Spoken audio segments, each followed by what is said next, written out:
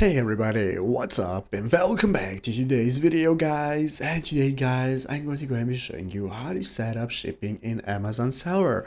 This is a very simple thing to do, so make sure to watch this quick and easy video to the very end and follow my steps correctly so you can make sure that this works the same for you and you can do this yourself. But yeah guys, let's get straight into it. So first things first, we're going to go and be opening up the official Seller Central right here at sellercentral.amazon.com. This is the main URL that you want to open up. Once you have opened it up, you'll be greeted by the home page right here. This is going to be the main page from where we can get started. In the upper right corner, first thing we need to do is log into our Amazon Seller account. So if you do not already have an account, what you want to do is go and sign up for one. If you have an account, just log in normally. So once you're logged in, now we can get started. You'll be greeted by this dashboard right here. Once you're logged into your account, this is your Amazon Seller Central where you can go and manage your catalog, products, inventory, so on. Everything that you need is going to go and be manageable from here. So what can we do right now? Basically, to set up your shipping, guys, we're going to go into our store settings, and you can open up your shipping settings by going to the settings option in your Amazon Seller